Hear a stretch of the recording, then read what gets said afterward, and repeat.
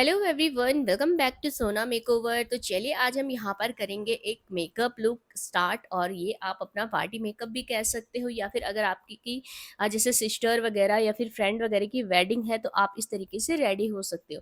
सबसे पहले हमने लेंसेज वेयर करवा दिए हैं। अगर आपको लेंसेज सूट हो जाते हैं तो ही आप लेंसेज वेयर करें।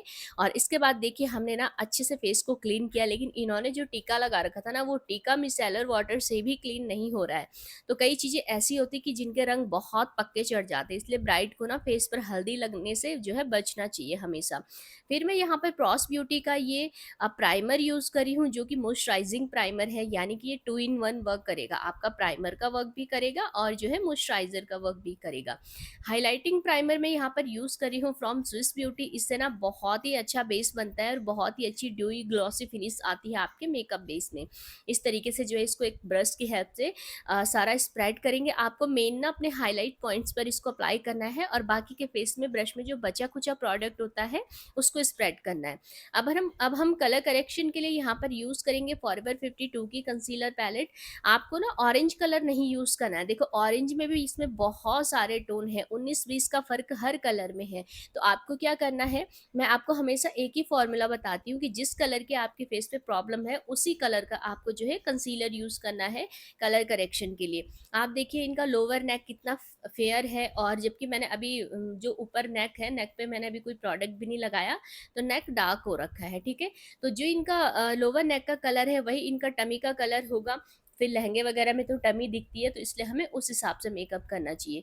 इसके बाद मैंने यहाँ पर देखिए फाउंडेशन लिया है मैक का, और इस तरीके से इसको अप्लाई कर दिया है ब्रश की हेल्प से। NC35 है, और इस तरीके से हम इसको अप्लाई कर देंगे। देखिए कुछ इस तरीके से फाउंडेशन ना काफ़ी लाइट वेट होते हैं, मतलब कि जैसे कोई बहुत बड़ी प्रॉब्लम है, जैसे कि मोल वगैरह है आपके फेस पर, तो ये इस फाउंडेशन कवर नहीं हो पाते हैं। उसके लिए आपको जो है फुल कवरेज फाउंडेशन चाहिए होते हैं, और मैक के फाउंडेशन की कंसिस्टेंसी काफ़ी लाइट है, तो इससे ना मेकअप बेस बहुत नेचुरल बनता है, बहुत हैवी नहीं बनता है। तो इस तरीके से हम इसको अप्लाई करेंगे। और उसके बाद ना हमने एक वेट ब्यूटी ब्लेंडर लेना है, और इस तरीके से इसको जो है अप्लाई कर देना है काफ़ी अच्छे तरीके से। तो देखिए कि इनका जो मैंने फाउंडेशन लगाया ना, अभी भी इनके लोअर नेक से 1 शेड डार्कर ही है। जबकि हमें अपने क्लाइंट का मेकअप किस तरीके से करना चाहिए, जो उनका ओरिजिनल कलर है, ओरिजिनल कलर इनका वही है जो लोअर नेक में है। फेस पे टैनिंग वगैरह की वजह से जो है फेस थोड़ा सा डल दिख रहा है।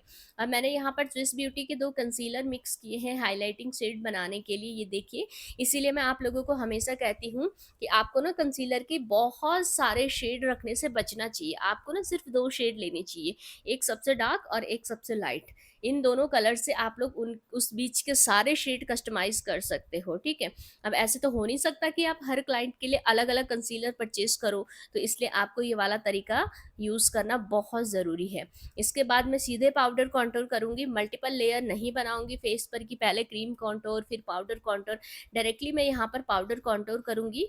और कॉन्टूर जो मैं यूज़ करी हुई है फॉरएवर 52 का कॉन्टूर है, और फेयर स्किन के लिए भी बहुत अच्छा है, इनफैक्ट डार्क स्किन के लिए भी बहुत अच्छा है। आपको पता है कि कॉन्टूर के भी ना शेड होते हैं, अलग-अलग शेड्स होते हैं स्किन के हिसाब से। आपने कभी नोट किया होगा कि मान लो अगर आपके पास एक ही कॉन्टूर है और आप ना उसको 2-3 क्लाइंटों को यूज़ कर चुके हो, तो किसी क्लाइंट पे तो वो कॉन्टूर बहुत अच्छा दिखेगा, लेकिन किसी क्लाइंट पर पता ही नहीं चलेगा। तो ये सारा कलर की वजह से होता है, स्किन टोन की वजह से होता है। तो आपको 2-3 तरह के कॉन्टूर रखने चाहिए अपने पास, डार्क, थोड़ा लाइट, फिर थोड़ा और लाइट। उसके बाद मैं शियॉन कॉस्मेटिक का ये ब्लश यूज़ करूँगी, जो कि बहुत ही अच्छा है। और ये मुझे एक इंस्टाग्राम पेज से रिसीव हुआ था, लेकिन इसकी जो मतलब कि क्या बताऊँ मैं, कि मुझे ये ब्लश ना सच में बहुत पसंद आया।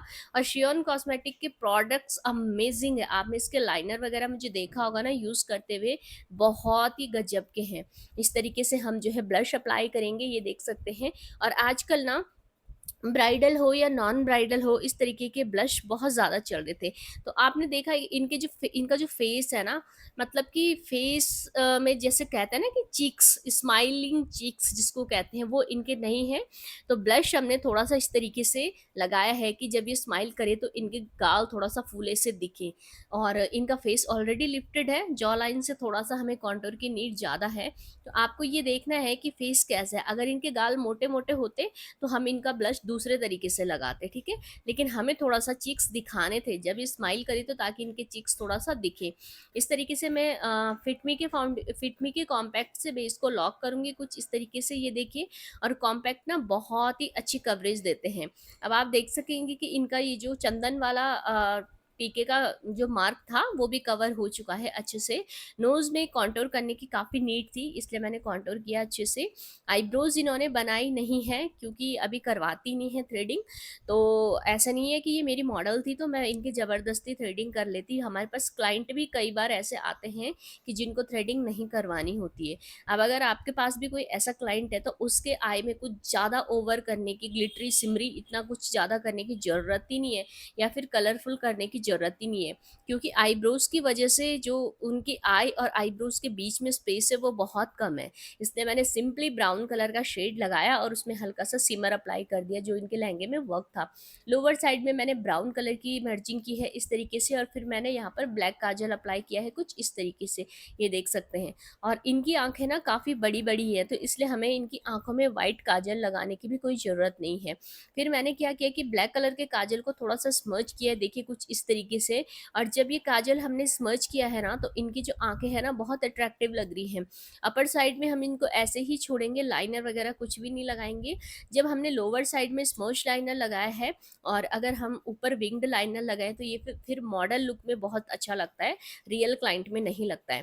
तो ये जो मैं आपको मेकअप बता रही हूँ ये मैं आपको रियल क्लाइंट के हिसाब से बता रही हूँ, ठीक है? अगर ये मैं मतलब प्रॉपर मैं मॉडल के लिए बताती तो मैं चाहती तो इसमें अपर में भी स्मर्श लाइनर लगा सकती थी या फिर विंग्ड लाइनर लगा सकती थी। लेकिन आप देखिए कि इतने में ही इनकी आँखें बहुत ज़्यादा अट्रैक्टिव लग रही हैं। अब जैसे ऐसे क्लाइंट हैं तो अभी तो मैं इनकी फॉल्स लैसेस लगाऊँगी, लेकिन आप देखिए कि इनकी आईब्रो और इनकी आँखों के बीच में स्पेस बहुत कम है। तो ऐसे में पहले तो अगर आप फॉल्स लैसेस लगाने से बचें, लेकिन अगर लगाते भी हैं तो बहुत छोटी-छोटी लगानी है।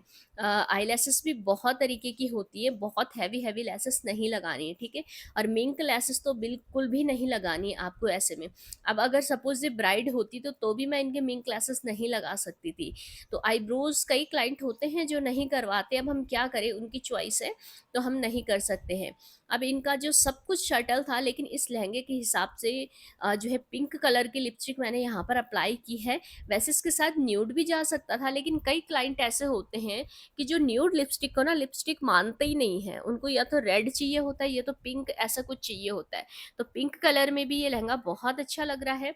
मेकअप को फिक्स करेंगे कुछ इस तरीके से, और अगर आप इस तरीके से मेकअप फिक्सर यूज़ करते हैं ना, तो भी आपके बेस को बहुत ही अच्छी कवरेज मिलती है। और ट्रस्ट मी, ये वाला जो तरीका है मेकअप फिक्स करने का बहुत अच्छा है। फॉरएवर 52 का यहाँ पर मैं हाइलाइटर यूज़ करूँगी, देखिए कुछ इस तरीके से। और इसके बाद जो है हम इनका हेयर स्टाइल वगैरह करेंगे, तो आपको दिखाऊँगी मैं यहाँ पर कंप्लीट लुक, और उसके बाद आपको कमेंट सेक्शन में बताना है कि आपको ये मेकअप कैसा लगा, और आपको ये मेकअप नेचुरल लगा या नहीं लगा, या फिर आपको हैवी लगा। आप कमेंट करते हो तो मुझे आप लोगों की राय पता चलती है, जिससे मुझे और भी ज़्यादा मोटिवेशन मिलता है, ताकि मैं अपने वर्क को और भी ज़्यादा अच्छा कर सकूँ। तो चलिए बताइए कि आपको ये मेकअप कैसा लगा, और फटाफट से मुझे कमेंट सेक्शन में सारे कमेंट लिख के दो।